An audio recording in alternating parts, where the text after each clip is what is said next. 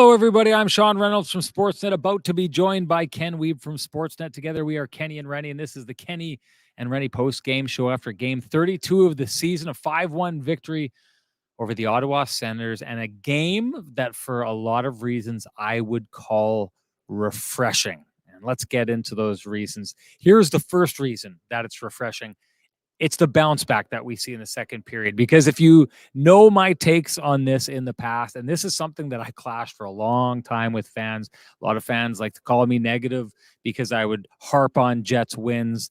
I feel vindicated. I feel vindicated throughout that entire process and over the last number of years. I feel vindicated by this new philosophy of the Jets that is working so good, and by Rick Bowness. And so tonight, what I saw in that first period was a little bit of a dip back to the Jets' old style ways. They get pumped in shots by an inferior team, but they go out and they've got a goal in their first two shots.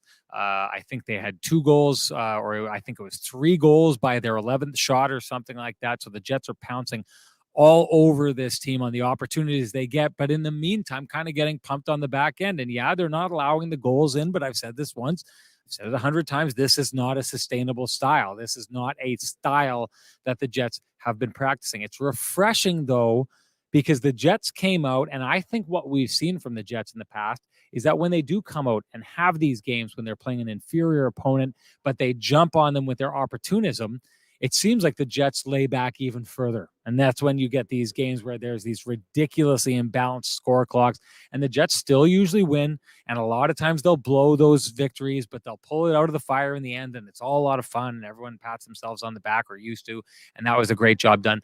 Not anymore. The Jets corrected things. That's what I saw in the second period. They came out and they said, this is our puck. You're not getting it back. And that's what they did to the Ottawa Senators, I thought, for the better part of the second period.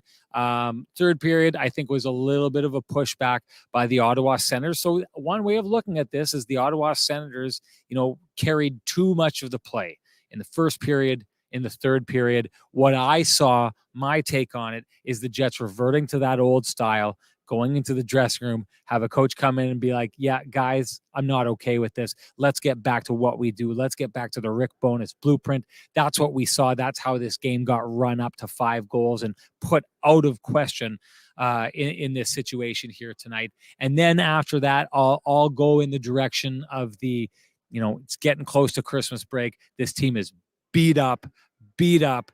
They're tired. They're just trying to get through to the Christmas break to get a little bit of rest here. So I'm not saying that I think the third period is a great third period. I think it's an understandable third period that they go and they get outshot again, that the Ottawa Senators were able to kind of stack the score clock up and end up getting a whole lot of shots. But I can tell you this, after the game, asked Rick Bowness about it, and what was his response? It wasn't, we stayed in the fight. It wasn't, gosh, golly, darn, gee, we really pulled that one out. It was, we didn't like the first period. And I love the we, because this tells me something. At the beginning of the year, when the Jets would have these periods or these games, Rick Bowness would come out and say, I didn't like this game. Now he comes out and he says we. And I think what that means is everyone's on the same page. I think he walks into that dressing room after the first intermission, and I don't think the Jets are slapping themselves on the back. I don't think they're looking around the room saying, yeah, this is going to be a cakewalk here tonight, boys. I think they see the coach walk in and they say, yep, you're right. You don't need to say it. We'll be better in the second. And they come out and they're better in the second. And that's how you build a winning culture. That's how you build a winning game plan. And I'll say this, despite the fact that the Jets didn't have their best on this night, I think of this like the Vancouver Canucks game. I said on that podcast afterwards, I want the Jets to do that to a team that's inferior in the standings, because I want that team rolling in here the next time they play the Winnipeg Jets thinking, man, these guys beat our ass last game, and thinking, ooh, I hope that doesn't happen again. I said it last time. I'm going to say it this time again. I think what the Jets did to the Vancouver Canucks the other night puts the Jets in a mindset where the next time those two teams play, I would be blown away if the Vancouver Canucks won that game. I'm going to say the same thing about this Ottawa Senators team, and I can tell you this, because we have to split assignments. Kenny went, he took the Jets room, so he'll give you some insight into what the players in the Jets room were saying. I went and I talked to the Ottawa Senators, and the Ottawa Senators in that game weren't saying, yeah, these guys got lucky, they were opportunistic. They did say that. They said those guys are good, they'll score on the chances they get. But the Ottawa Senators said they got whooped tonight, and they did. There was a far superior team out there. I said it a couple games ago. I think the Winnipeg Jets, and specifically the Winnipeg Jets playing the Rick Bowness style of hockey, break bad teams. And I think they broke the Ottawa Senators tonight. I will get into why I think they are breaking teams like that as we go forward. But we haven't heard from our main man, Kenny, yet. And we all know you can't wait to talk to him. So let's bring my main man in here, the guy with the best music in the business. Here comes Kenny.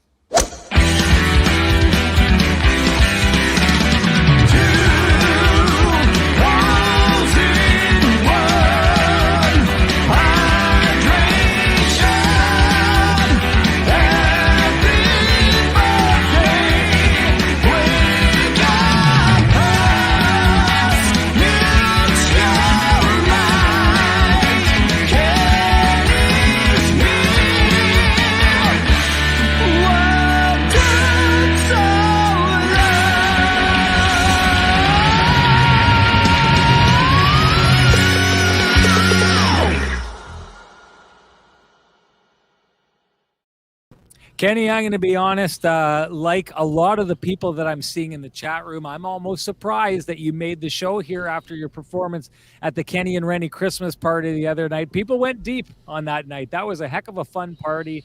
It was an absolutely great time. It was so good to meet so many of the people out. Full house, sold out. I know there was something that was said during the podcast, because a lot of people had to head home before it was all said and done. So they stayed and watched the game, had the awesome party, tried some of the TransCanada Brewing beers, had every kind of pizza they had there, which was absolutely outstanding, and went out of there. We're going to have some events. I think we're trying to get one on a 1 o'clock game so that we can kind of be hitting prime time right around the time the game ends. That's going to be great. But Ken, before we get to the game, just give me your assessment of the first inaugural Kenny and Renny live party. Yeah, Sean, I mean, awesome. It just was blown away. I mean, it was nice that we had kind of a day of rest, I think, on Monday with no activities, no practices to attend. And I just found myself so thankful. I mean, we've used the word gratitude a ton this year. In the last couple of years, just very proud to see the reaction and the response by the folks who packed TransCanada Brewing Company. I thought it was a great and festive atmosphere, and just caught myself looking around the building and just seeing how special it was to kind of see people come together and enjoy watching their team, enjoy sharing some conversations. And I love the interaction, Sean. I mean, we know the room was a little bit snug, and what I loved most, we talk all the time about the secret sauce being the chat room and what people bring to the table. I love the fact that people who didn't know one another, other than maybe their YouTube screen name, looked at an open table and said, hey, do you mind if I sit down here and watch the game with you and raise a glass and have some pizza? And I loved it. It was awesome to see. Will and Emma did a great job of getting the place ready. I thought, it was just fantastic to see, and I was kind of oozing with pride. And I know we shared some chat about that afterward, and it was an awesome way to start what we believe has been a really great relationship with the good folks at TCB. And I love the interaction with the people, and it was just a super fun night. Great to see some friends, great to meet some new friends, and great to have that spirited debate and between yourself, Scotty, and myself. And it was I love the reaction to the takes and all of that other stuff. It was just a really proud moment. And Sean, I mean, when we started the show, 3 seasons ago, or whatever you want to call it, 2.5 years ago, our premise was you and I were sitting at the Wood and having a lively sports discussion. And we had an opportunity to do that with, roughly 40 plus people. And I thought it was just awesome. I love the response from the folks, and I think it was just a fantastic like the Jets trying to set the foundation for us, Sean. That was us trying to set the foundation for, both the relationship with the folks that are watching and listening, and with one of our great sponsors. And I couldn't be more proud of what transpired on Sunday night. That's for sure. Well, I'll tell you something, Ken. People tell me I have selective hearing, and I'm not sure if that's true. But all I heard were cheers for Renny at the event. It seemed that like is selective hearing, yes, of the yes, entire exactly. crowd. No doubt about that. I will say I do feel vindicated in the big argument that we had on that with the comments from Rick Bowness today. I feel extremely vindicated to the I love this one. Scotty's not here. We're not getting into that right now. But Scotty gave me the finger after I gave him the look when Rick Bowness was asked about Ville Heinola and if he was going to be getting a string of games. And his response was, he'll decide that basically he needs to perform to stay in, which was the whole thing about the debate. And I looked at Scott and gave him a smile as he was handing me the microphone, and he gave me the finger. Suffice it to say, all those boos that I heard out there, T-Will being one of them, there's an apology in Rennie's future coming from you guys. There has to be after something like that. First off, before we get going, you're looking sharp as usual, Ken. I'm knowing that that's a Frankie special. I'm debuting a Frankie special from the boys at Vittorio Rossi here tonight. A green suit. I'm pulling off a green suit. I should be giving like really nasty takes because I'm dressed in the green Grinch tonight, but boy, oh boy, look at the detailing on. Don't act like a Grinch today. I'm gonna warn you right away. Okay, you can shut it down. Don't act like a Grinch. Don't act like a Grinch. I look too good to be upset about anything because of Frankie and the boys of Vittorio Rossi. And if you want to look good like Kenny and Renny, make sure you go see Frank and the boys down on Cordon Avenue at Vittorio Rossi. Tell them Kenny and Renny sent you. They know how to make you look like $1 million. And it doesn't take $1 million to look like this. I'll tell you that much. Love the boys down at Vittorio Rossi. Thank you so much, Frankie. Ken, you've waited long enough. Give me your takes on this game. Yeah, I mean, the buffet is fully stocked here. I think it's an interesting tilt on a lot of fronts. I'm with you. I mean, the Jets were kind of sleepwalking a little bit in the first period, and it's not super surprising. I mean, the team comes home after back-to-backs and whatever else. That it happens on occasion. But I like the fact that they didn't stay in that mode. They got out of the kind of lackadaisical mode or whatever you want to call it. Way to find an extra gear. As you mentioned, they needed one, and they found it. And that's when they pulled away from their opponent. I'm with you. I also love the fact that Rick went in after the first period and said, hey, this isn't good enough. Don't be fooled by the scoreboard because the Jets were outplayed in the first period, and kind of fortunate in some ways that David Riddick was sharp out of the gate. And yes, the Jets were opportunistic early. There's no doubt about that. This was not a good effort from Cam Talbot by any stretch, especially in that first period. We saw all-star version of Cam Talbot. Last season when he was with the Minnesota Wild. This trade has not transpired overly well for him so far. And I'm not blaming Cam Talbot for where the Ottawa Senators are, Sean. But the difference between having average to below average goaltending and having elite level goaltending is very evident, right? I mean, the Senators, if they had some goaltending in the first period, they would not have been losing the hockey game. So, goaltender has to take care of his share of the responsibility and the blame. I didn't find Talbot to be overly sharp. And I'm not blaming him for the slap shot goal by Josh Morrissey. Perfect screen by Sam Gagner. I just thought he had a little bit of trouble with his rebound control, and he just looked a little bit shaky at times to me. So, and the other big part of that too, Sean, I mean, Brady Tkachuk is a great player. Brady Tkachuk did not have his A game this evening. He was barely noticeable in the hockey game. And yes, the Jets did their part to make that happen. But to me, that's their leader. All we heard about in the Senators' room this morning was how great a leader Brady is, and Brady didn't get a whole lot accomplished today. In my opinion, I didn't think he had a bunch jump. He wasn't involved. He wasn't involved offensively. He wasn't involved physically. And when it comes to Brady, you usually see both of those things, not just one or the other. And today we saw neither. But in terms of the Jets, I love the fourth line contribution, Sean. We're going to dig deeper into that as we move along here. But I love the response of Axel Jonsson-Fjallby.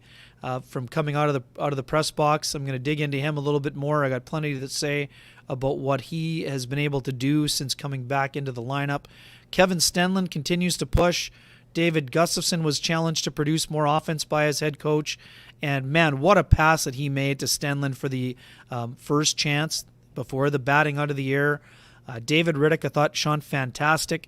We talked about him in our post-game hit for Sportsnet. I thought Riddick was very sharp, and good on him. You know what? He's been putting in a ton of work in terms of trying to get ready and get into a rhythm. And lo and behold, when Connor Hellebuyck is unavailable because of an illness, but he will be on this next road trip. For those who didn't see the post-game comments from Rick Bowness, Hellebuyck will be on the plane tomorrow. I expect he'd start one of the two games for sure. I don't think they would run him back-to-back coming out of an illness, and especially because the Jets are playing the Minnesota. If the Jets had an Eastern Conference game, Sean, coming out of the break, I could see Connor Hellebuyck rolling with both games Thursday and Friday. But in this case, I think it's better for him to just get into the one game and then get himself ready to play against the Minnesota Wild. In terms of the defense, I thought the Jets were overall steady. I love the fact that as the game went on, Rick Bowness and Scott Arniel decided to go with Ville Heinola and Brendan Dillon and put Dylan Sandberg back with Neil Pionk. I thought that change to the pairings was a smart move as the game moved along. We're going to talk about that a little bit more as we move along as well. And we talk about him every single night, and deservedly so. Josh Morrissey, just another absolutely fantastic effort. Beautiful goal for his 6th of the year. An unbelievable pass for his 32nd assist of the season. The guy already has set a career high for points with 38 in only his 32nd game of the year. 50 games to go, Sean, and he's already, every time he gets a point, he's going to pad those stats. His skating work was outstanding again this evening. He's just been absolutely fantastic this year, and he is the one leading the way right now offensively. And we'll dig into Kyle Connor as we move along here too, Sean. But let's give ourselves some excuses to get in there. What's your lamplighter of the night, my man? Yeah, I mean, sorry, I touched on it. That's our little tease. That's our after the commercial break here. We're going with Kyle Connor finishing off just a beautiful slap pass from Josh Morrissey. That's the second time he's been able to convert one in the last 2 games. Matt, just a fabulous read by Josh Morrissey. Really nice play overall, and it's funny. Jansen Harkins made a smart play to kind of delay, but then the puck kind of fell off his stick, but it still got back to Dylan DeMello. He gets it across to Morrissey. He finds Kyle Connor in a quiet zone, and just an absolutely wide open net. And just like that, Sean, remember when Kyle Connor had 2 goals in 13 games? Well, he's up to 15 on the season. Only one member of the Jets has more goals than Kyle Connor, and that's Mark Scheifele at 19.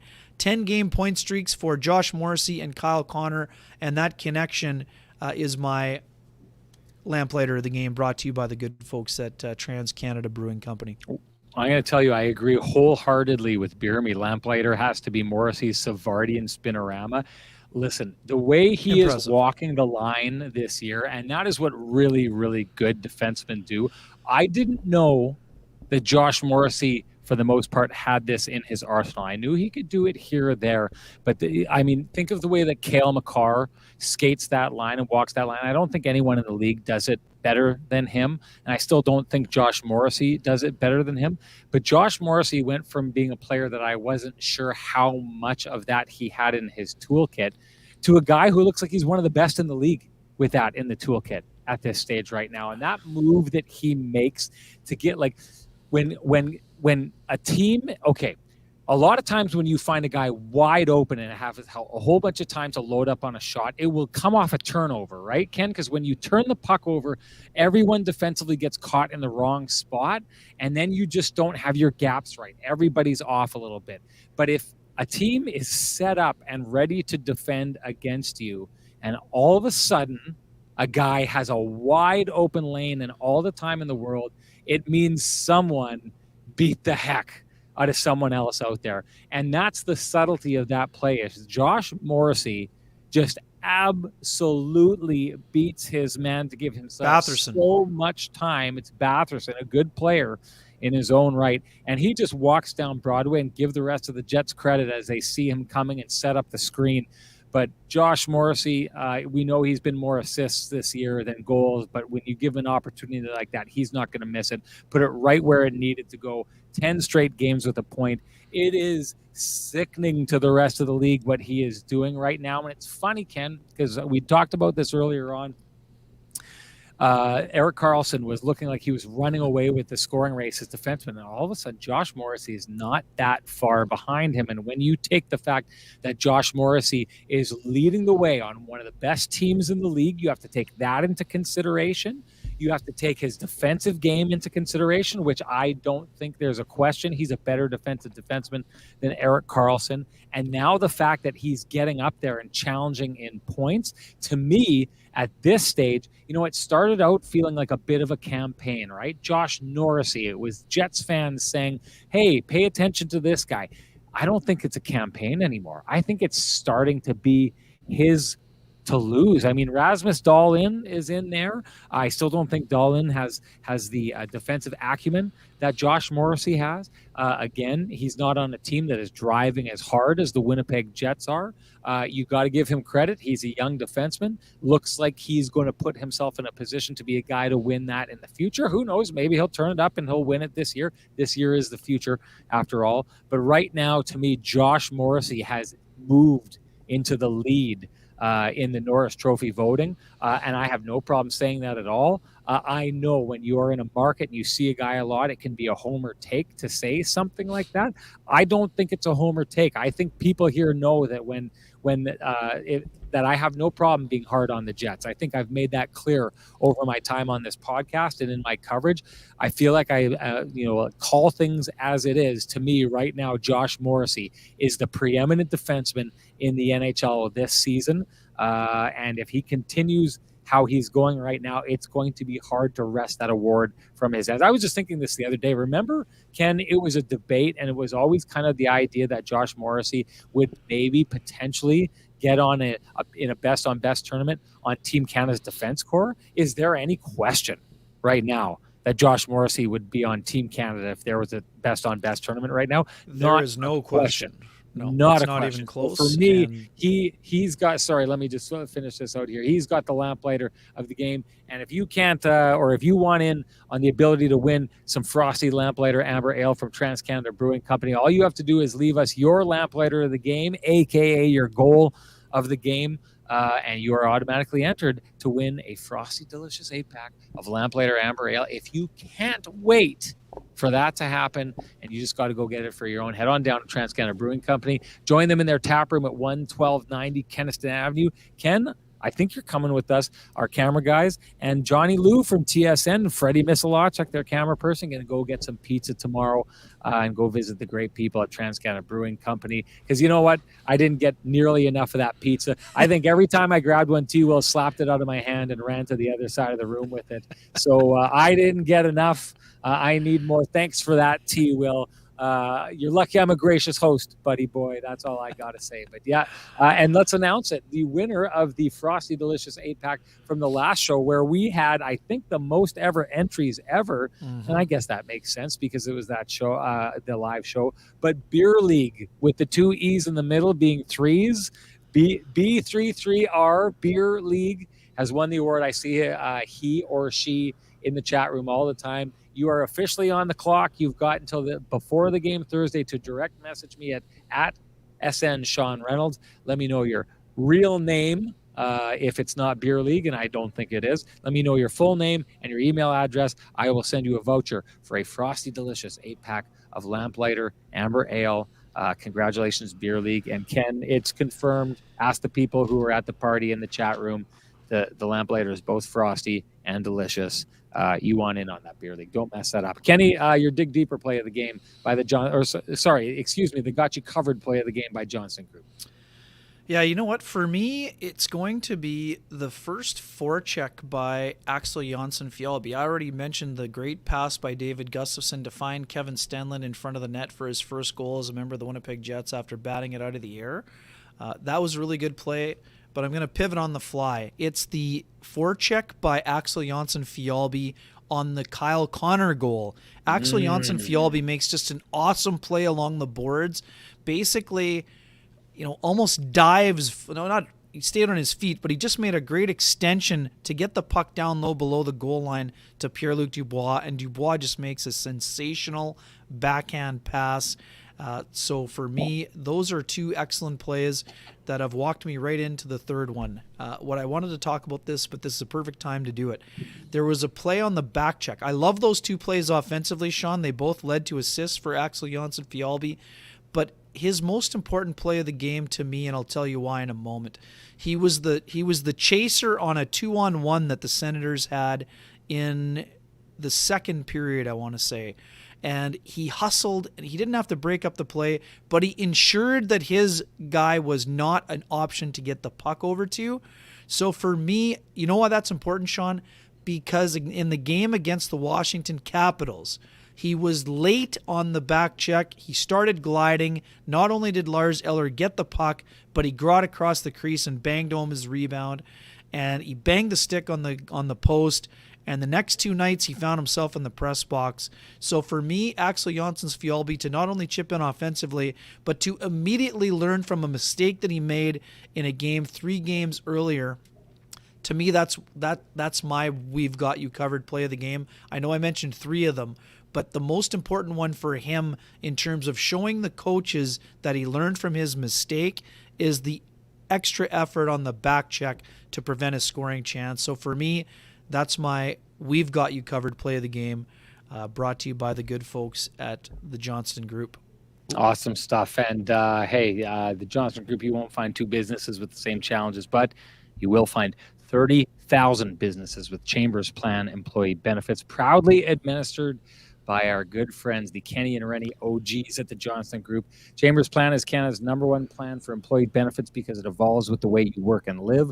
The plan is run as a not-for-profit designed specifically to support small businesses, and its unique pooling strategy keeps rates stable, so you won't have any surprises at your next renewal. Chambers Plan now comes with professional consulting on key financial, legal, and HR issues, and teledoc telemedicine services are included with every health option. See how Chambers Plan can benefit your business by visiting chamberplan.ca. And Ken, I got to say this, I listen to, we're hard rock guys, right? So I listen to 92 a lot. And I know that 92 is associating with the Johnston Group right now for some charitable initiatives in the Christmas season. And I just got to say, I love our sponsors because one of the things we do, I don't know if we've talked about this on the podcast before, but we screen pretty good and we're pretty picky with the people that we choose to associate ourselves with. And the folks at Johnston Group are A1 since the very beginning. You've got a personal relationship with some of the guys there. But when I hear that stuff and I hear what they're doing in the community and I hear what they're doing in the city of Winnipeg and how proud they are of being a Winnipeg-based business, I am so,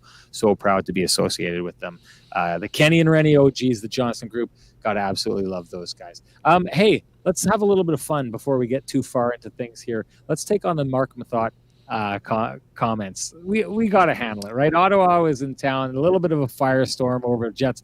The Ottawa Senators former defenseman Mark Mathot, who does a little bit of TV, I think, for TSN now on some of their local broadcasts, took a shot at downtown Winnipeg and the Fairmont, criticizing staticky sheets. That's a new one. I haven't heard that one before. Paper thin walls. I guess, paper thin wall. I'll say this. When I go down and stay in a certain hotel, when I'm in Minneapolis, it's a pretty cold room that I'm going in there. So maybe I kind of know what he's talking about. I haven't stayed in the Fairmont in the middle of the winter time, but what's your take? I don't have much of a take. I mean, Mark Mathot played in the NHL for a long time. I mean, I can understand if it wasn't his favorite stop. What I didn't understand is that Mark Mathot wasn't even in Winnipeg at the time he made the commentary. I mean, he definitely has more than entitled to his opinion. I think the take about the restaurants obviously is a poor one. We are blessed in the city to have a ton of great downtown options. I didn't find that take to be great in terms of, hotels around the NHL. Is it a 5-star hotel or one of the best in the league? No, but guess what? It's cold in Winnipeg. Yes, that's true. It's not when it's -22 outside. It's easy to throw stones. I understand that fully and completely. As someone who's a proud Manitoban, I mean, I didn't particularly care for the take. I thought it was a little bit kind of a lazy one, but at the same time, he's entitled to his opinion, and I'm sure he's not the only one who feels that way. But I would, like many other people who, there was some overreacting. There's no doubt about that. But I've got no problem with people, but much like I have no problem with Mark sharing his thoughts and opinions, I also have no issue with people who are from here, that are proud to be from here, that are more than happy to, provide a little insight for Mark in terms of if he wants to go to a restaurant that's not right down the back lane of the Fairmont in Highs, if he wants to go somewhere else downtown, there's a lot of options for him in terms of, food options. And if he doesn't want to leave the hotel, we'd be more than happy to provide a few suggestions in terms of the good folks that Skip the Dishes that could return, could bring some food over to his hotel room the next time he rolls into town. But I saw the take early, and I was a bit surprised that he said it if he wasn't here. But, hey, we all have days where we want to vent on Twitter, and he decided to vent away. I thought it was interesting. Andrew Hammond was in the news yesterday for announcing his retirement, and whether he was just trolling or whether he was playing to the crowd, no matter what, he said, Mark congratulated him on a great career, and Andrew, who made plenty of trips here, Sean, also in the American Hockey League, as his career went along, said, "I always enjoyed Winnipeg," and Mark responded with a, emoji of laughter. So I'm not sure if that was an inside joke or if it was Andrew Hammond trolling or if he actually genuinely enjoyed Winnipeg. But either way, that's kind of all I have to, as a staunch defender of the province, I think we can help him out on restaurants the next time Mark rolls into town. We'd be happy to send a few suggestions. And I mean, if you'd like, he could also slide over to TCB, for a beverage and some pizza. That would be another option for him in terms of taking care of things. Thanks for covering that, Kenny. There, am I back? Can you hear me? Yes, you are. Yes, you got me. Okay. Okay, born in the Pinawa Hospital, right near the banks, the lovely banks of the Winnipeg River. Grew up in Paradise. I'll always say this: there's an area not far from where we were born that a lot of the First Nation cultures see as their Garden of Eden, right in Whiteshell. We are more than lucky to grow up where we are. Spent time growing up in Lac Du Bonnet, great town, again on the water. My wife's parents have they've got each houses on the Winnipeg River, one on the Lee River. I'm so lucky to call this place home. We have a trailer that I've said this with my wife, and I'll tell people about this. There's like 7 places within an hour's drive of the city of Winnipeg that are absolutely amazing and so different in so many different directions. I don't know that there's any major cities out there in North America that have the kind of options that we do to get into those outdoorsy type places. I love this place. I love the access that we have to paradise in so many different directions. Here's what I don't get. I don't get that people care about what other people think. Like, here's the deal. The people who live here, hold on. The people who live here, they get it, right? And that's fine. I don't care if Mark Mathot doesn't understand what is good about this place. That's Mark Mathot's loss. And, when people come rolling into town, usually a lot of the criticisms too, like, when the San Jose Sharks came, and they talked about like the Wi-Fi being bad, like, what a ridiculous, silly thing to make a big deal about. So what I don't understand, to be quite honest, is the furor that comes out of this. Like, why do people get so upset? I get they're proud. That's why they're proud. I've got no problem with being proud. Be proud enough to look at someone and be like, okay, see you later, right? Like, that's my take on it. Because sure. Like, I mean, and here's the one thing that I will say. And I think people would be better to sit back and be like, okay, it's not your cup of tea, good. It's just more for me kind of thing, right? But I'll say this. At the beginning of the year, there was an NHL team in town in the preseason. And I went driving downtown. I was heading through, and I had to go through Portage and Maine. And I saw the entire team. I recognized them. The entire team was standing on the concrete barriers at Portage and Main, Right. Yes. waiting for a break in traffic to run across the traffic to get across the street from that new build that they had where the Earls is and try and get over to the Fairmont, because I would assume that they were going to Highs or something like that. Listen, that criticism is a warranted criticism. Like, we have chosen as a city through voting action to make it so Portage and Main is not a friendly place for people to traverse and get across. That's the decision we've made. So this is what I would say about this. I don't understand why people don't get upset, but when comments are made like that, every once in a while, a little bit of self-reflection to say, hey, people who visit and stay downtown and think that it's weird and it's problematic like that, it's because it is, right? Like, Portage and Main is a weird intersection, unlike almost any intersection. And we have chosen through votes and through lack of political action to make it that way. And that's just the take I take on that. I walk away and I say, Mark Mathot is missing out on a whole bunch of stuff here, but Mark Mathot's also making a point about how easy it is to traverse around downtown Winnipeg. And I think that is a good point. And I think every once in a while, it's okay to look in the mirror and say, he's entirely wrong about this, but he does make a little bit of a point here. What outsiders think does matter in the way if you're not making your city welcome to outsiders. If that message is coming across, then maybe that's something you want to look at. But as far as the part about people being like, yeah, I don't want to live in Winnipeg, or good, don't live here, more for me, less traffic for me to get to all the amazing places to go. That's my take. Yeah, and one just quick tying a bow on this whole subject. Hey, Mark played in Dallas, so I mean, we know Dallas is a tremendous place to play, to live, all of those things. But I think the other issue that people have, Sean, and you and I both love Ottawa as a city, right? We both love Ottawa as a city. But the Senators don't play in Ottawa.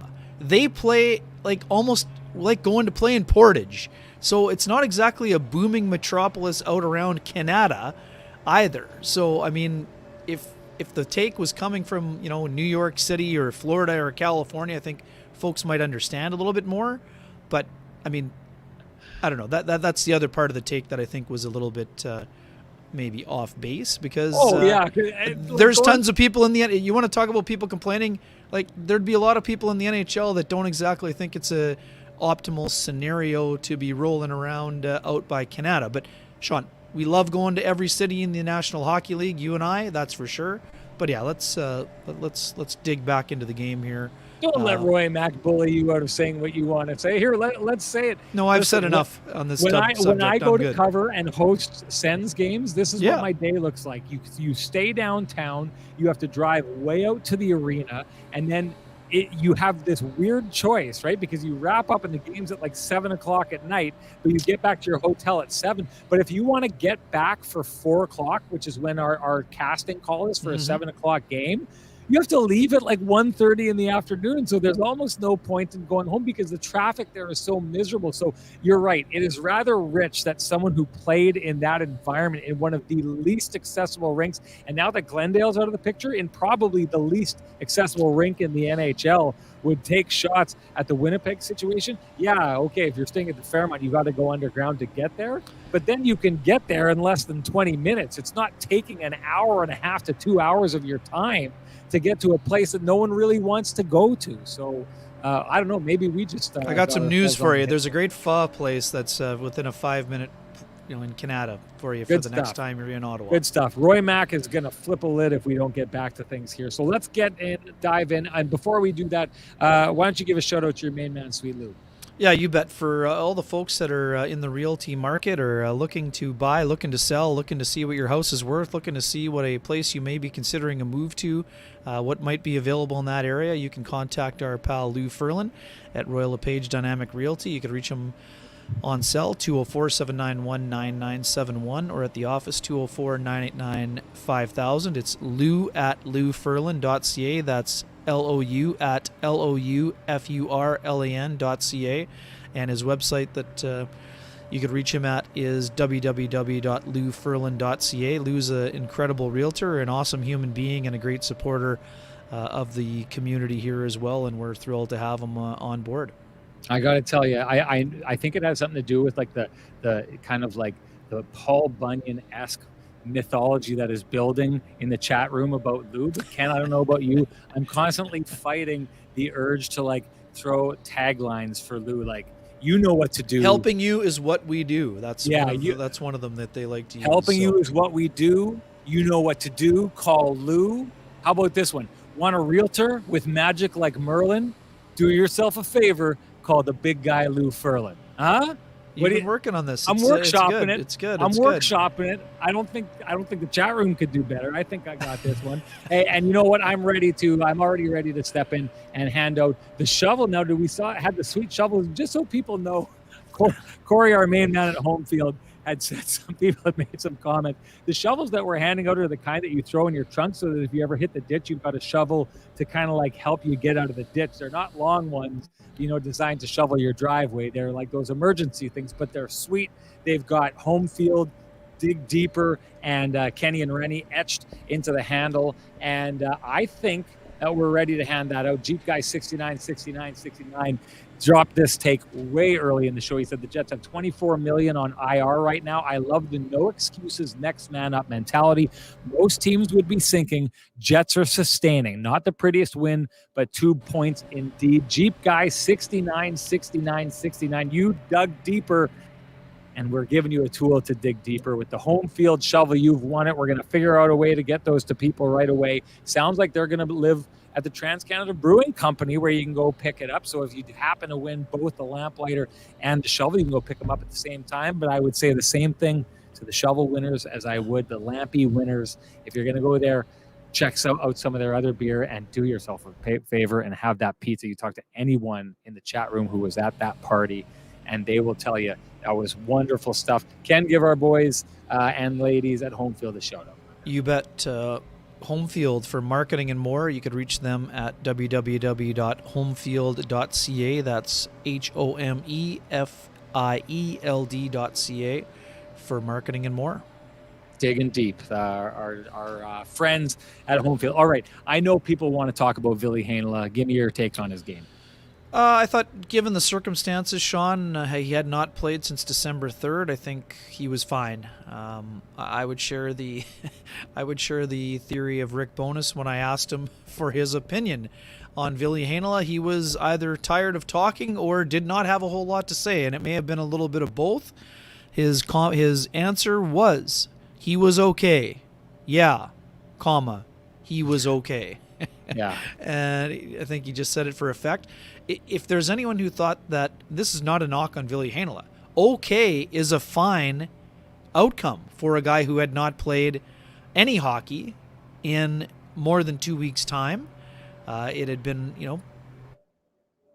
since he suited up in those games, the 2 games when Dylan DeMello was hurt. I thought he moved the puck efficiently at times. I thought he had one really good scoring chance where he got to the net. There may have been a lane that was available to cut to the front of the net, but Thomas Chabot's stick was in the lane. And to me, I think if Ville had played, 2 days ago, I think he cuts to the middle and gets off a good shot there. I thought his puck handling was fine. I thought he got back and his retrievals were pretty good in terms of knowing that the Senators would be on him in terms of the forecheck. Overall, was it flash and dash? No. I mean, the second unit did not get a whole lot of time in terms of power play. Ville Heinola in the game, 19 shifts for 1539. He had 3 shot attempts, no shots on goal, 1 giveaway. He had 56 seconds on the power play. The rest of that time, 14:43 at even strength. Like I said, I like the fact I would have preferred if the Jets had started Ville Heinola with Brendan Dillon.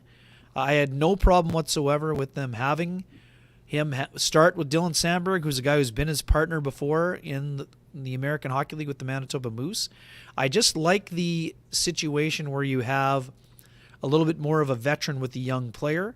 I think I like the way Dylan Sandberg is playing. I like the way that Dylan Sandberg played last season with Neil Pionk at times. I think that they can it's a nice way to help distribute the minutes on the back end. So I'm curious to see if that's how they start. I'm very curious too, Sean. I know you were listening to Rick Bowness this morning when he said, I have the last change. So, I'm not saying he was, shielding or, protecting Ville Heinola. but he did have a lot of offensive zone starts, and I'll be very curious to see who he's skating alongside in that game against the Boston Bruins. And I know this is a little bit of a tangent. I know I want you to dig in on your thoughts on Heinola also. But what I loved about Rick Bowness said, what he didn't bother saying, but what you can read completely between the lines, when he said we won't get away with that against this weekend. Yep. The Jets are about to play the best team in the NHL in the Boston Bruins, a team that has not lost in regulation on home ice this season. So if their puck management is at the same level it was today on Thursday, the Jets aren't going to be opportunistic and win the game unless they pull a rabbit out of their hat. So I love that other part. The unsaid part of the equation was just as important as what was said, and what was said was entirely accurate. But the Jets can't play loose against the Boston Bruins, or they will be almost guaranteed of a loss. So sorry to go off on a tangent when it came to Heinola.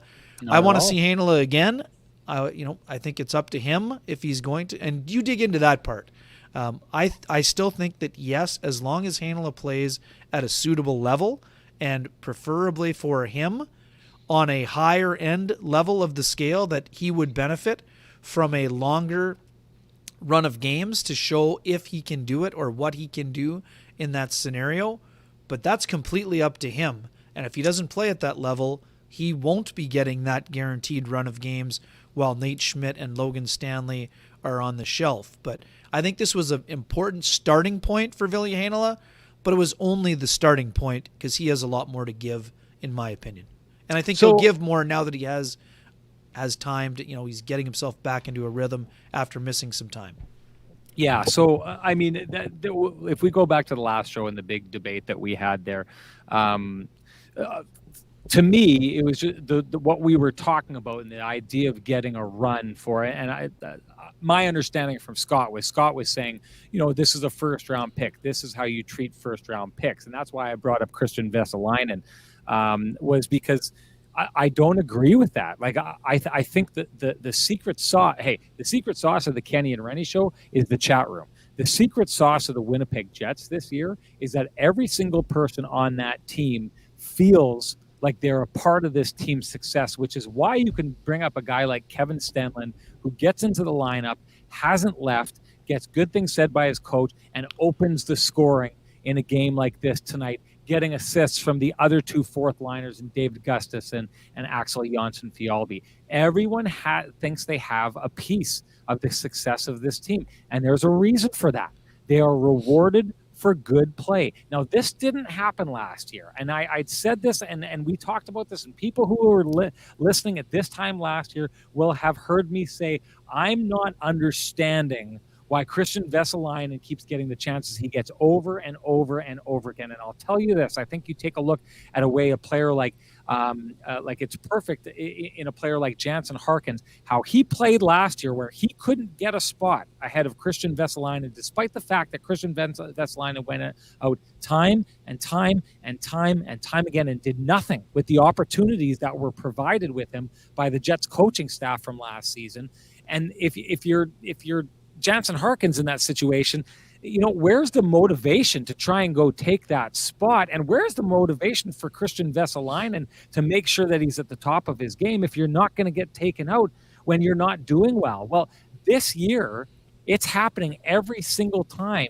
If you do well, you're getting ice time. And sometimes when you're doing well, you'll get pulled out of the lineup, but you'll get pulled out with the condition that you're not doing anything wrong. There's a lot of good players.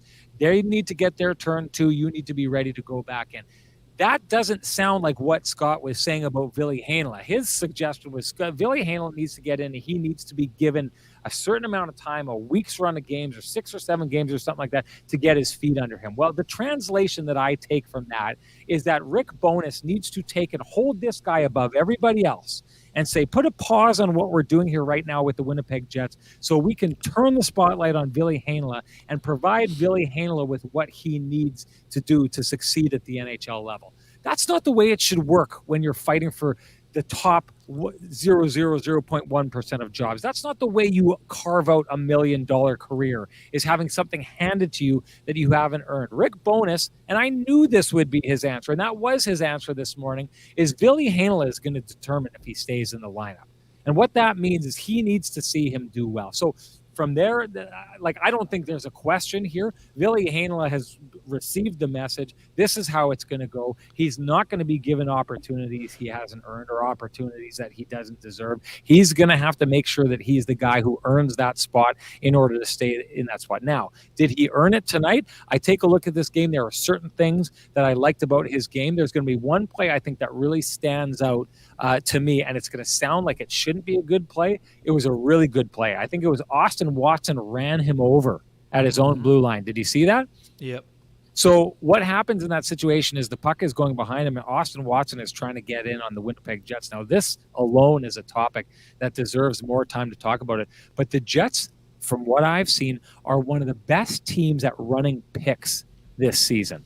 Right? If you're trying to get in on the forecheck, you usually have to get past 2 or 3 guys, and they don't hold you up. They don't pin you on the boards or anything like that, but they get to your skating lane first, and then they just slow you down, right? If you're running a car race, and there's teams ahead of you, and you're trying to catch the leader, and all of a sudden a car pulls ahead of you and just starts going slow, it slows you down and opens things up for the guy ahead of you. The Jets do that phenomenally. So I thought that was a sign to me that Ville Heinola is getting what the Jets are trying to do, and he's taking part. He's doing the little things that make the Jets a better team. That, to me, shows buy-in to the point that he gets plastered by a much bigger player, but he does it because he's doing the right thing. And so while it's a big hit and it kind of looks like a smaller player getting overpowered, maybe that's a bad thing. I don't think the coaches think that's a bad thing at all. I think they thought that was a perfect sign of a guy sacrificing himself for the betterment of the team. That's great.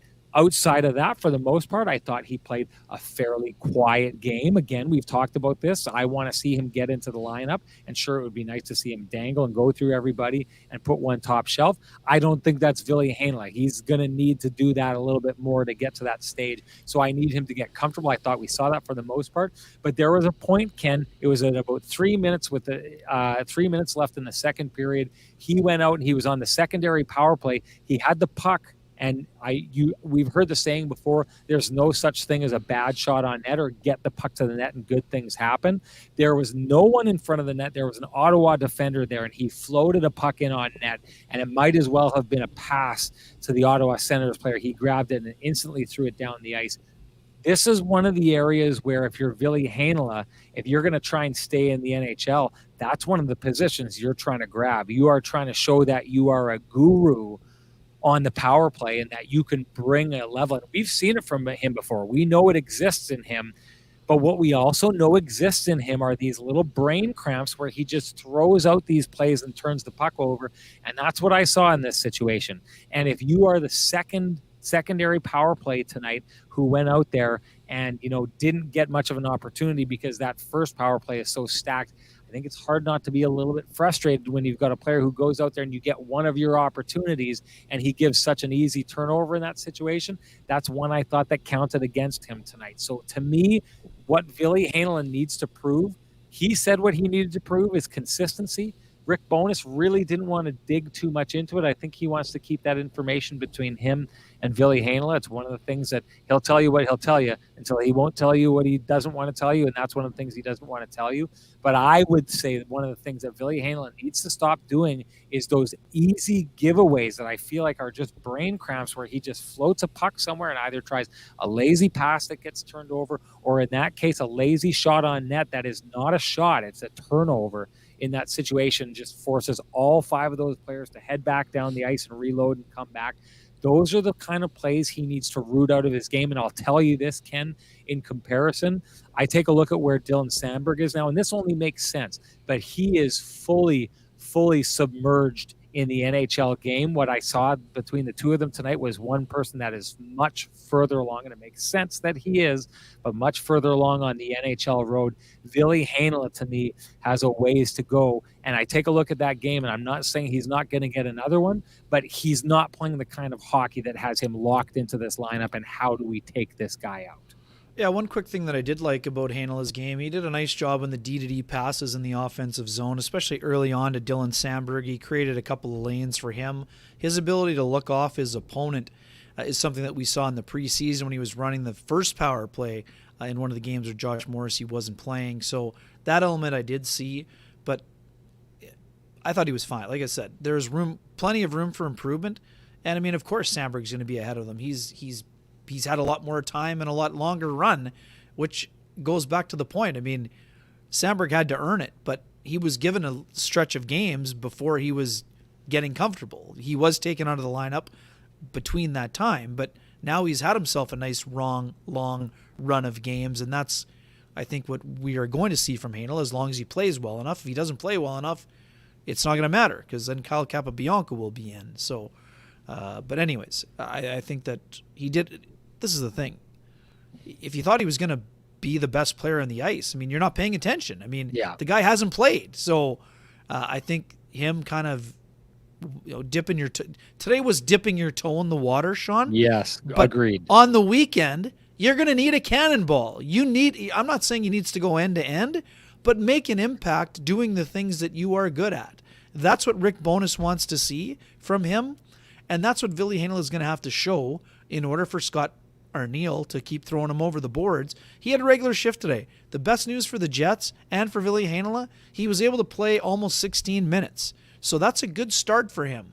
But in order to become a guy that he's going to be counted on when players are healthy, he's going to have to show more. Those are the facts. I mean, this is a guy that has a ceiling that is pretty high. So, start showing some of that ceiling. But you're going to need more time to see that than, one game in basically 3 weeks' time. So Totally agree. And it's a big test coming up. Boston, Rick Bowness touched on it too. Carolina is one of the best forechecking teams in the NHL. That was his first game. Well, guess what? The Boston Bruins are also one of the best and most efficient forechecking teams. And I mean, that's a great point. I mean, is Ville Heinola going to become Eric Brandstrom? I mean, that's up to Heinola. I mean, Eric Brandstrom was a high-end prospect at the time he was traded for Mark Stone. It hasn't translated into success. And higher than Ville Heinola. Yeah, exactly. I mean, those two guys were both dominant at the World Junior, but like Brandstrom was one of the best defensemen in the entire tournament when he was there playing for Sweden. So, yeah, I think a lot of times people think that success is going to translate, and it still might. And exactly like the point that was made here about the ceiling. Here's the thing: you got to establish the foundation before you can start thinking about the ceiling, and that's the problem. Is like that's not the way you think. I think that's upside down thinking. If you're thinking about like the ceiling of what a player is, I mean, that's what guys get drafted on, and that's why Ville Heinola is a first round player. But the reason he's not in the NHL right now is because he hasn't established the foundation to stay in the NHL at this point. So that's where he's at that take. You know what? We have to talk about David Riddick before we shut this down. Sure. We could talk about Morrissey, but I mean, let's be honest, we're going to have tons of time to talk about Morrissey because he's just going to keep doing it. We should end on Big Save Day. Before we do that, I wanted to give a shout out to our camera guy, Colin, who did a real good job by getting us these presents for our offices on the way home. Right. I don't know if you've seen these things before. You got one of these too, Ken. Is it's like a little mini marquee that you can put messages on. Ken, I know you give him a hard time, but Colin's a great guy. You give him a hard time. Don't be come on. Don't be driving over me with your cold takes. No, right there. No. And here, this is weird. Maybe he got these used. I don't know. Did yours come blank? I don't know what's going on here. Somewhere else, but are there not letters somewhere else? Are they? Well, all I know is it looks like someone had this before. But here, anyways, this is what it looks like, people. You got these here, and there's messages on there. I don't know. Maybe a Kenny and Renny fan had this before, but man. You see how it works. You put the message in, it lights up. Yeah. This thing's pretty self-explanatory on this day. But thank you to Colin. Sean, you're working really hard on becoming the best heel in Manitoba. I think impressive. I think I'm defending you. You're defending me.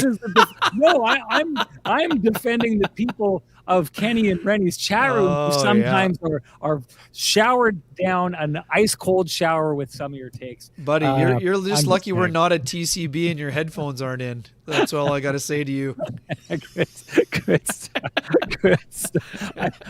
I showed Colin that earlier on. I was like, I can't wait to show this off in the show. This is going to be good. Okay, get out of the way. I got to talk about Riddick. Okay, right on. We got to talk about Riddick. Riddick was awesome. 35 saves, really good early in the first period where the Jets were, outshot heavily, 16-10.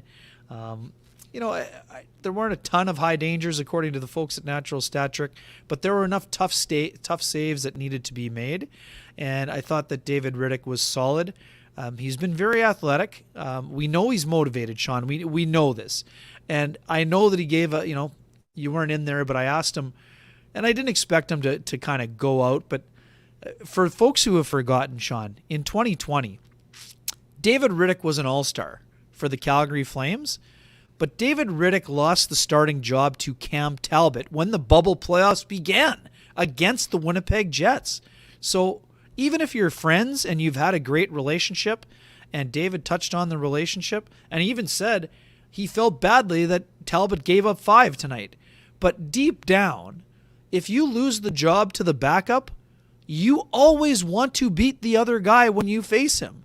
And I'm sure there will be an element of satisfaction for David Riddick about being able to go head-to-head with, and even if it's just going head-to-head with one of your buddies. Sean, like you and I, when we go out on a Friday afternoon at River Heights and we're not on the same team, we're playing each other hard, right? I mean, it's part of the fun. That's why you play hockey. You play to win. You play to be competitive with your buddies.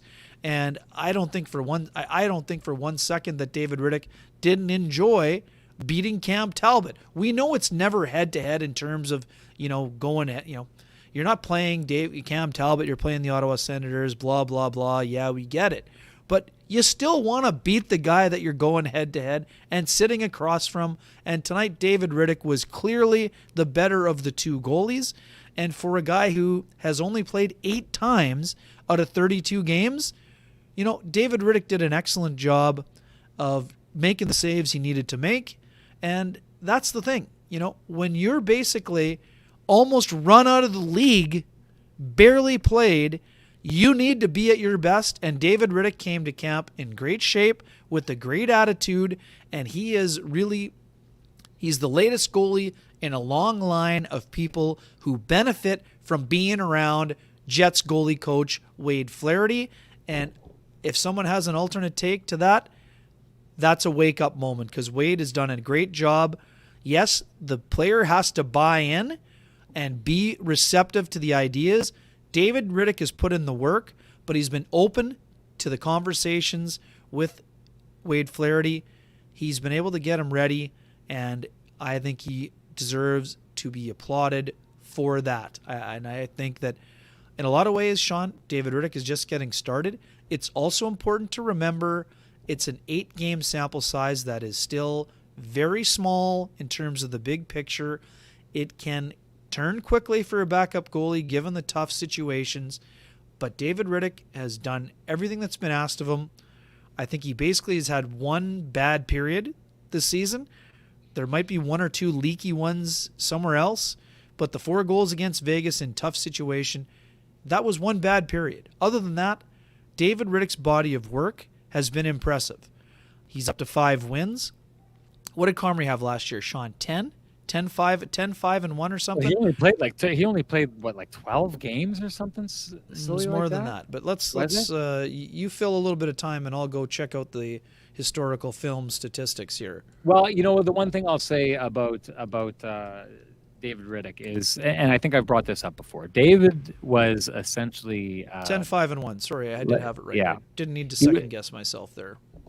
He was essentially let known to him that there was a belief that he wouldn't be in the league anymore from within the league, right? And so I go back to this. I asked him during the training camp what he felt he needed to prove. And what he said he needed to prove is that he was still an NHL goaltender. That's what he came here to do. This is a guy who's scratching and clawing his way to try and stay in the league. And he came to a team that looked, I mean, here we are. What are the Jets? They're 21-10-1. Is that what they're at right now? I'm not sure what their record is. It's something around that. But I don't think there's a lot of people who, I remember what was my first take, that the Jets were going to go 6-3-1. Was that my take? And then they ended up going 6-4 or something like that. And so I remember that take and people thinking it was ridiculously optimistic, and they outstripped that, and they've continued doing that since. So let's just call a spade a spade. There's not a lot of people who saw this level of success coming from the Winnipeg Jets. A lot of people thought that they were going to struggle. David Riddick came here taking a chance to stay on a team that a lot of people didn't think was going to do a lot, but he's come here. He knew about the amount of time that he was going to play. I think he's walked into a really great situation with a coach who took a look around and said, like, listen, you're fighting to stay in the league, but I need you. And he said that right off the bat. We need him to come in and be part of this team, and we need him as our backup goaltender to be a 500 goaltender. Well, he's delivered. Like so many players on this team have.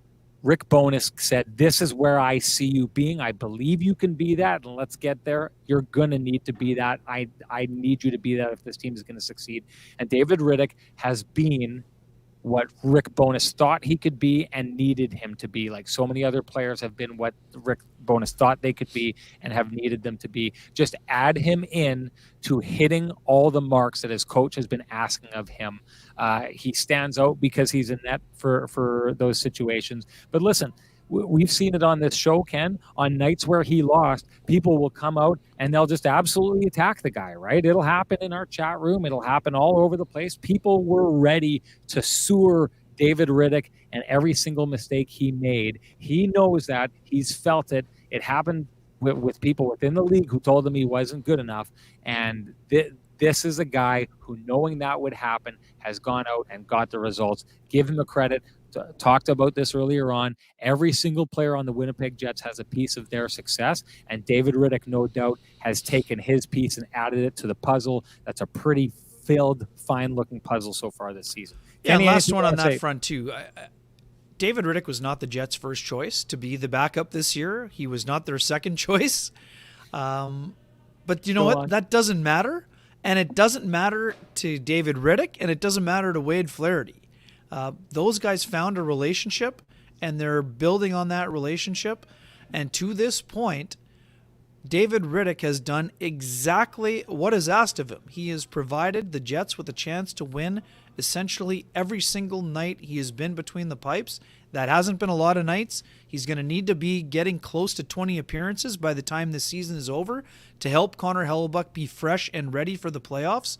But David Riddick is doing exactly what's been asked of him. And there's a lot of people who were unsure that would be happening, and David Riddick deserves credit for that. And now it's up to David Riddick to show that this isn't just a small sample size situation, that he can be, a more than capable backup and a guy that can get the Jets somewhere around the 10 wins, because that's, basically what they were looking for from him. And he's, so far on his way towards doing that. He's going to have to keep it up, but I've been impressed by, the other part. The other part about David Riddick is he fits with this group. He has energy. He's a funny guy. He's fit in very well. I mean, he's not as positive as a Nate Schmidt maybe in terms of his smiling all the time, but he's having fun all the time. He's shooting pucks at the open camera hole during the morning skate. Things like that. He's always chirping in the background of interviews based on where is in the room. He's a guy that his teammates not only have confidence in when he's between the pipes, but they enjoy being around him. He's an intense guy, and he's fit in very well with this group, and that's part of the deal. I mean, and fitting in and having a good relationship with the starting goalie, those things are part of the deal when you're coming to a new situation. He was highly motivated to succeed. So far, he's done an excellent job. But this isn't a guy who knows he can rest on his laurels after 8 starts. He knows this is something that is a constant battle. Once you get into the battle of having to fight to stay in the league, that doesn't go away after 8 games. And I don't think that David Riddick has played his best hockey. And that's not because he hasn't played well to date. I think he'll continue to improve as the season goes along. Okay. Before we do go, I want to bring a couple things here. Dylan M says, question if by chance the Jets can get Dubois signed to an 8-year extension. I would suspect that there may not be money to sign Scheifele again. Thoughts? This is a great question. We don't have time for it. So, Dylan, come back and make sure you ask this again. I want to handle this. We just don't have time to do it. JB Brown says, don't forget, guys, when Maurice first got here, you thought he was the Messiah. Wait until Bonus has been here that long. This is a lazy take, and it was one that I made a little while ago when you were throwing an umbrella statement around the media. If you want to know my thoughts on this, you can go back to before Paul Maurice was hired. You can ask people who were in the CBC newsroom where I was working at the time, and you can ask Mitch Peacock, a good friend of ours who's been on this show before. Mitch Peacock and I had an epic argument about me saying they don't need Paul Maurice. They need Barry Trotz, and that's the guy that they should be going for. Now, I know we didn't get Barry Trotz, and we don't necessarily know what this team would look like with him, but I've said this before. I think Rick Bowness and Barry Trotz are from very similar schools and would have approached this very similar ways. So you, JB Brown, suggesting that I was all about and even close to referring to Paul Maurice as a messiah means you haven't been paying attention, my friend. So finally, let's get out of here. It was still a smart hire at the time. Well, based and, on what listen, he had a 114-point season. You don't just accidentally have a 114-point season no matter what kind of talent the team has. I mean, well, and I've said this before, the success that the Winnipeg Jets are having right now is there's a piece of this. Like, I think that what you saw tonight about the Jets being able to come out and get a goal in 2 shots and then get another one after that, what you saw from the first period and the Jets coming out 3-1 is Paul Maurice instincts, right? Like their ability to do that. And my take has always been that ability dries up in the playoffs. So they need to find a different way, but very few teams can do that. And the Winnipeg Jets can do that far more often than most teams. That's my take on it. And that's Paul Maurice, right? So the dangerous, the quick strike ability, the opportunism that the Winnipeg Jets are able to show, which I think if they do something and go deep in the playoffs, is going to rear its head and help them out at some point. That's a Paul Maurice thing. I take exception to the whole thing about like this suggestion that you're saying myself and Ken and everyone was just wowed by Paul Maurice. That's a lazy take. You can go through the media and get the takes of every single different player. And if you want to attack, sorry, I shouldn't say attack, but if you want to call out myself or Ken on something we've done in the past, call us out on something we've said, not on something that you are assigning us to have had as having said when we've never said anything like that. There was one thing. Oh, the last thing I wanted to say, we had so much fun at that party. I started with it. I just wanted to say with that party behind us, we can start concentrating on the next party. That's going to be on January 21st. It's a Saturday, which changes things up, makes it a little bit different. The tap room is going to be open, so there's going to be a little bit more space to move around.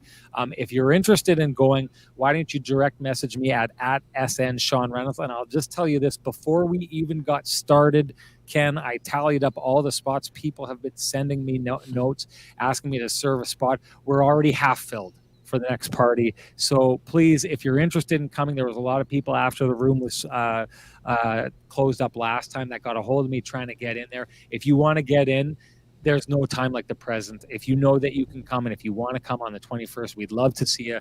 Direct message me at SN Sean Reynolds. I will reserve a spot for you, and we'll take care of it that way going forward. Ken, you did a phenomenal job here tonight. The chat room on fire as always. People are going nuts with the lamplighters and signing up for that. Great job with that.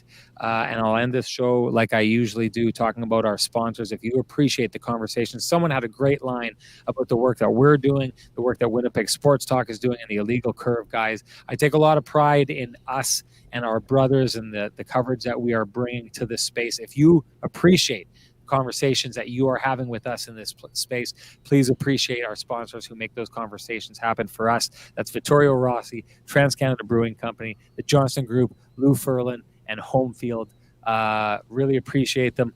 and all they've done for us. Thank you so much for that. Thank you for tuning in. 2 more games before Christmas. I should throw this out there. We're going to be watching with bated breath that game Thursday, not only between the Jets and Boston, but I'm going to be watching the game between the Washington Capitals and the Ottawa Senators, because if Alex Ovechkin scores 2 goals in that game, he will break Gordie Howe's record, and I can stay home for Christmas. If he doesn't, I'm hopping on a plane Friday morning and heading down to cover the Jets and the Washington Capitals, just in case Ovechkin breaks the record on that one. We'll be traveling home on Christmas Eve, so I'll be watching that. But what I hope more than anything is that on Thursday night, after the Jets play the Boston Bruins in a big heavyweight tilt, I hope that you're right here talking with us about it after the game.